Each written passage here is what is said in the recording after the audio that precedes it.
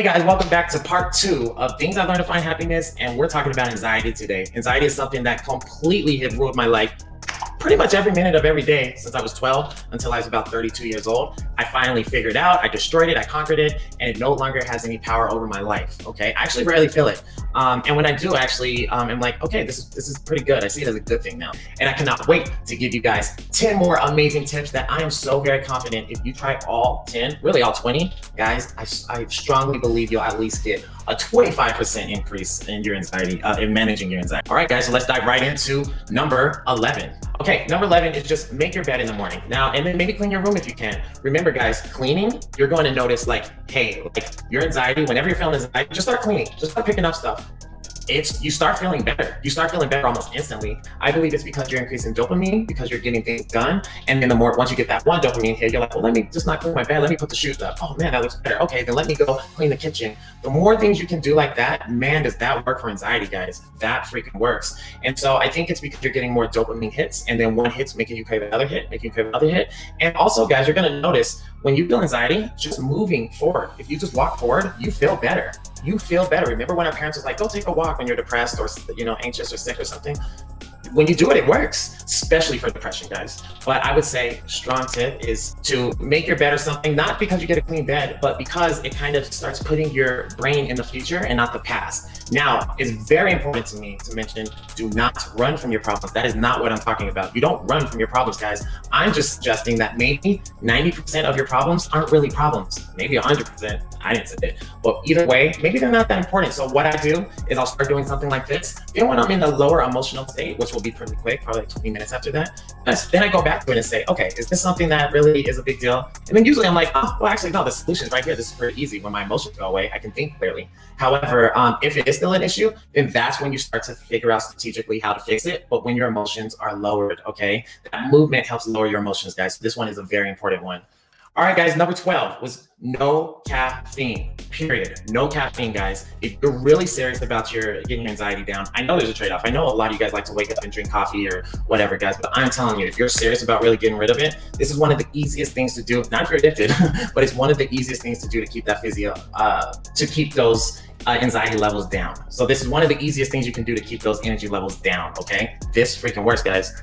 And the reason is because the body signals the mind and the mind signals the body, and they kind of go in this pattern. So if your body's feeling a lot of energy inside, then what happens, I believe it's from an evolutionary reason to like get up, flight, fight, and go. So what's going to happen is I believe it feeds your brain to try to they want to try to be connected with each other and have a good relationship. So when this is going high, then your brain starts to detect things as threats. It goes into this fight or flight, right? And then it starts to say, this is why I'm anxious, because my neighbor won't get off my lawn. Okay, for example. And then now you have a good reason to be anxious. So then that reaffirms to the body, it's like, yeah, I'm mad because of that. Or I'm scared of that, whatever it is, they talk to each other, right? And so when the body's in a heightened state, then the mind's probably gonna start matching it in a heightened state. When the mind's in a heightened state, then the body's gonna start preparing and getting anxious and try to match it, okay? So a good point to check when you're looking for your anxiety is it really in my body, mind, or both? Then you kind of know how to attack it a little bit easier. So I really hope that helps. Okay, number 13, guys, is do what I'm not doing right now, which is talking slower and moving slower. Okay, I feel way more relaxed after doing that for about 1 second. And guys, I'm telling you what, remember how I was just talking about the mind, influences the body and the body influences the mind. When you talk slower, I'm already feeling in a much cozier state and I just barely slowed it down. But I'm telling you guys, if you can go a few days just talking slower, thinking before you talk, and moving slower. When you do those things with the body and your body slowed down, the mind will usually follow and start to slow down. Now I'm gonna speed up because I don't wanna get too cozy and fall asleep on you guys. So let's go to number 14. Okay, I mean, guys, let's face it. Anxiety is a lot of time, pretty much most of the time, is we're unconsciously running from problems. So just stop running from your problems, at least acknowledge what they are, and then go fix them. 99% of the time, guys, your brain's making it way bigger of a deal than it is. It's probably not that hard to fix. At least like the 80-20 rule, at least 80% of your problems can be solved, like really quickly. So I would at least, guys, I would say, guys, it's very important to stop being afraid of your brain. Stop being afraid of your problems. Your problems to someone else that's thinking a bit more clearly without the emotions heightened is probably seeing opportunity. So instead, two things. I wouldn't see problems as problems. I see your problems as a puzzle. And then I wouldn't look at them with fear. I would look at them, if you slow down enough, you'll be able to catch this and see how you're thinking about it. But I would think about it as, what opportunities are in here for me? Because I want to capitalize on this. My body's in an anxious state, ready to go. So what action can I take right now to get me a little bit closer? And really, guys, in my opinion, the antidote for fear is taking action. So just do something toward the direction of that fear. You'll feel better instantly. It's really dope. It's great. And then you're no longer the hunted, you're now the hunter. You're running toward your anxiety and fears. And guys, that's freaking an amazing mindset to have, where you start to really, really believe in yourself and realize like, hey, like nothing can stop me, because whatever thinks is scaring me, I'm gonna scare it, because I'm coming for you, anxiety. Guys, number 15, these are the last 5, and these are extremely important, guys. This one it was hard to put it in number 15. It could be the most important. But guys, unfortunately, you have to freaking work out. There's no way around it. You have to freaking work out, in my experience, in my opinion. Maybe there's people that's figured it out without having to work out. I think that most people that deal with anxiety are like me, where they're high energy by nature anyway. So I think we need to get out some of that extra energy, and it starts to really balance our body, which helps balance our mind, okay? So if you have anxiety, I'm banking on you're high energy like me, more than likely, and you're probably gonna need to work out. Now you're like, which do I do, cardio or weights? I'll tell you, if you feel like some aggression, like you're feeling frustrated, like you wanna punch stuff, I would say then it's probably better for weights for you. However, for me, in my experience, in my opinion, cardio trumps, okay? Because I think getting the blood through the whole system is very important. Just getting the blood moving through your whole system, okay? Now, I would also say that, you can probably get away with only 10 minutes if needed, okay? I would say optimally 20 minutes is great. 20 minutes or more, you're there, okay? But, it will help get you balanced enough. However, if you really are on a time schedule and or you just really hate working out, you can probably get away with 10 minutes. A way to potentiate it is, I would say there's about 2 or 3 things you can do. One is you can run in that time. Now, yes, like running isn't optimal if you're running forever, okay? Humans weren't designed to just run forever, right? So that's why you see marathon runners, they're looking kind of skinny fat. And the reason being is your body can't access fat that fast. So it's actually going to access your muscle, okay? It's gonna use your muscle for fuel because it can't get to the fat that fast. However, if you're running under 20 minutes, you're probably okay. And in my experience, the more you run in that 10 or 20 minutes, the more anxiety goes away. So you can get even more balance. But even guys, power walking, even just walking for 20 minutes, you will notice a difference. You do that every day, you'll notice a difference, okay? So, and then I kind of base how much cardio I need based on how lazy I feel. If I don't feel like moving and I want to just sit on the couch all day, I know I need more. So then I'll do 2 a day, 3 a days, and I'll just do 20 minutes at a time, on the bike or something, or jumping jacks or push up something. Just so every time I feel lazy, I just do something physically, a physical workout to take action. And within a few days, you start to notice you never mind going to the gym, you don't mind running, you're actually looking forward to it. So that's how you get around that trick of feeling lazy and not wanting to work out. You're just not working out enough, in my opinion. You spend 2-3 days working out about 2 to 3 times a day, just for 10 minutes each or 20 minutes each. Man, guys, you'll start to notice that you no longer feel lazy. It freaking works really well. Now, if you want to 10x those results of that, and on top of it, even running and all that, do it outside, guys. There's something about connecting with nature and running in nature that freaking takes us to a whole new place. And I believe it's because we evolved in nature, right? Now we're in houses with air conditioning and all this, but for most of our existence, we evolved in nature, which actually leads to number 16, guys, is walking outside. Now, running outside is even better, sure, but just being outside in general, even just sitting outside, connecting with nature, being outside on some level. If you can touch dirt, touch soil, rub your hands in it, put your feet in it, or you can, or even if you just walk around and just touch trees, don't hug the trees, but you can touch the trees. Just doing that, if you don't have too many allergies or anything, just being outside in nature in general, guys, you will notice a big difference. Now, one bonus tip included on this is, I would say, first thing in the morning, if you can get some sunlight on your skin and in your eyes, you're going to notice you feel better. You're just going to notice your energy levels are better, because your whole system of your body, your whole body system starts to wake up. And then everything starts in this engine where it's just like, it's time for the day.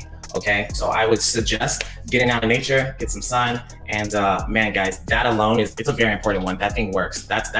That I get more bang for my buck than actually working out for me. But I would say you got to do both. They both are important. But if you can't, make sure you get at least one of those every day. Hey guys, almost done here. Number 17 is breathing from diaphragm. Now, what this does is it takes your body from a place of fight or flight to rest and digest, okay? So it goes from the sympathetic nervous system to the parasympathetic, or vice versa. I always tend to get those mixed up. But either way, it freaking works to calm your whole system. And then now you're filtering your thoughts through a more relaxed system, okay? So remember, however your body feels is gonna influence your thoughts. So when you calm it down, then your thoughts start to think in a more calm, stable, more logical space, because you turned down the amygdala, which is your part of your brain that everybody knows that makes you, it's like your lizard brain, right? So where you're like protecting, you're in survival mode. That's the survival mode, guys. When you're in an anxious state, you're in a survival state, okay? Now, guys, I would strongly, if you want to take this to the next level, you can Google, guys, on how to, breathe from your diaphragm. But more important, what I would Google is Wim Hof breathing.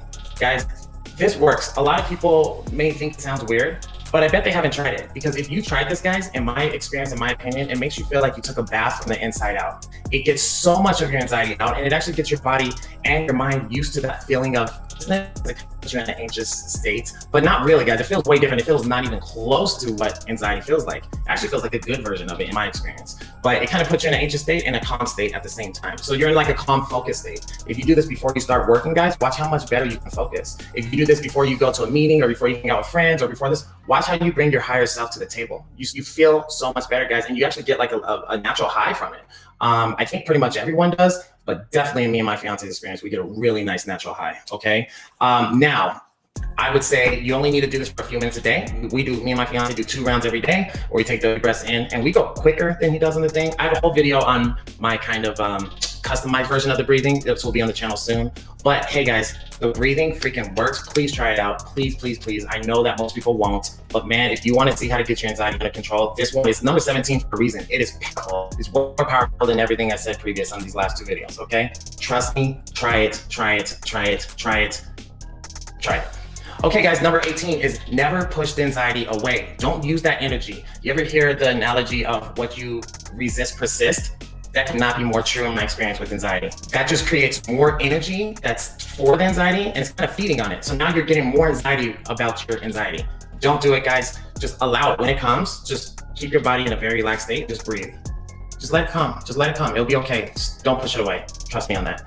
You got my stamp of approval that is no good. All right, guys, we got 2 left, and I know it's coming to an end, and these 2, I think, are extremely important. So number 19 is sleep optimally. To help with your sleeping, guys, I realized my anxiety, guys, almost 100% of the time, if my sleeping schedule is off, if I didn't sleep well or whatever, I feel anxiety.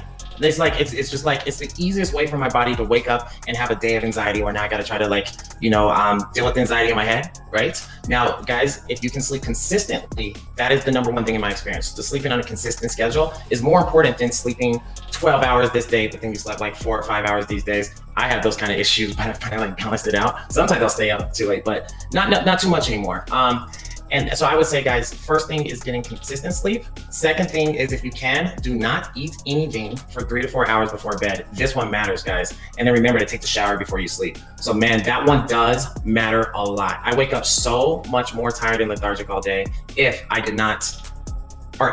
ate food before bed. Last meal, eat fruit before bed. It starts your fasting window quicker, because your body can process that pretty fast, usually about an hour. It can process the fruit, okay? And then, man, take your cold shower before bed. I like to do stretching, which is kind of a bonus tip, because when I stretch, guys, all this pent up energy, it feels like it drops. It works really good for my anxiety, so I stretch every night before bed. I would strongly suggest that. Just a little bonus tip for you guys. But see where you hold the most tension. For me, it's in my hamstrings and then kind of in my quads, but it's in my lower body. So those are what I stretch every single night before bed while I'm watching TV. And I usually do some slow breathing with it. And if you can turn off the TV and just focus on your breath while you do it, it becomes more of like a yoga practice. It's really nice, guys. It's a little treat before bed, because it feels like a massage. It feels good, but it works really, really well for my pent up energy. So that's your bonus tip. And guys, number 20, I know we're at an end, but don't worry, guys. I have a feeling we're gonna have much more videos like this on anxiety, because it's such a hot topic, and it affects so many of us, okay? So number 20, guys, the last one, can you guess what it is? It's actually the most important tip, is you have to make friends with your anxiety. Become a best friend, okay? Guys, the resistance is creating the persistence, okay? Remember that. Remember, it's actually your bro just looking out for you in your unconscious. It's like, hey, there's something you keep ignoring, and I know you wanna know this, so like, just tapping on your shoulder, like, hey, I'm just trying to get your attention.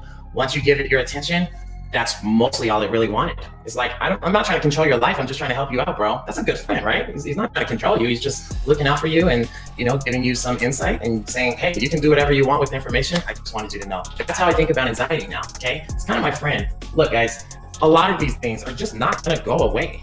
you may feel anxiety on some level forever. But once I accepted I may feel it forever, that's actually when it went away from me. When I actually became friends with it and I no longer have a fear about it or see it as this thing I need to avoid, I'm actually just seeing it as something that like is looking out for me, that I can use as a tool to help bring my attention to something I might not have took the time out to give attention to. And so you guys gotta remember, guys, when you actually start sitting with anxiety, you're gonna realize the emotional feeling actually isn't that bad. It's actually the same thing that we pay money to feel. As far as your physiology goes, there is no difference between anxiety and excitement. So we pay for it when we go to the movies or when we go on a roller coaster. We're paying to get that feeling. Really think about that. The only difference is the story you tell yourself in your head about it. And this is why meditation helps, is it starts to separate those stories from you so that you can start to realize, hey, these stories are cool, they're fun to play around with, but they're not real. So if I just change the story that like, oh my gosh, yay, I'm glad I'm feeling this emotion because now I'm gonna, come out here with a lot of energy and I'm gonna go give my best speech yet. Like, yes, because if not, I would have been too lazy maybe on the speech. This is actually helping me push a lot more energy. That's if you're gonna go give a speech, for example, or play a baseball game. I can do something because I'm stoked, I'm ready to go, I feel good, I feel excited. You say that, it's the exact same thing, guys, as going on a roller coaster or watching a scary thriller movie or something like that. So guys, that freaking works. That about wraps it up, guys. I know these episodes were a bit longer than our normal, but guys, it's such a dear topic to me and it's so freaking important. Our Love Our Journey is on Reddit, and so I'm going in a lot of the anxiety forums and I'm giving a lot of this information. You guys feel free to, stay up to date with us. We're on every social platform pretty much. We're now on Clubhouse as well. So we're on 15 different platforms now. So at least between Jay McCray Fitness and Our Love Our Journey. So let's say that's 2, but we got about 15 social media accounts we're managing now, and we're pumping out content on all of them daily, at least a few pieces of content daily. So lots of great information. You guys know that this is a podcast, so you can listen to this episode and many other episodes coming up on Spotify or on the podcast for iPhones and things like that. So thank you guys so very much for watching. I really hope that this episode really did bring you some value, guys, because man, guys, these are things I wish I knew when I was younger. I would have had a much more smooth ride in life, but I'm grateful for that because it actually gives me a lot of empathy and compassion for all those that are going through anxiety, guys, because there's times where it's so bad that I didn't know if I could handle it. I mean, I had panic attacks the whole 9 yards, guys, where I was called 911 a bunch of times. I dialed the numbers. I was freaking out. And guys, I'm telling you, once you get control of this, it's freaking freedom.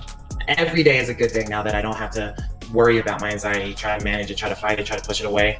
It is freedom, guys. It feels so good. I want that for each and every one of you guys. So please write me on any social media platform or the comments below if you're struggling with it, and if you have any questions. Guys, I really want everyone to get the gift of the freedom of anxiety like I got. I'm so grateful and blessed for it, and I want nothing less for you guys. And if you have any tips that I did not cover in these videos, please feel free to leave those for people, guys. This really helps people, okay? So leave those down below for people.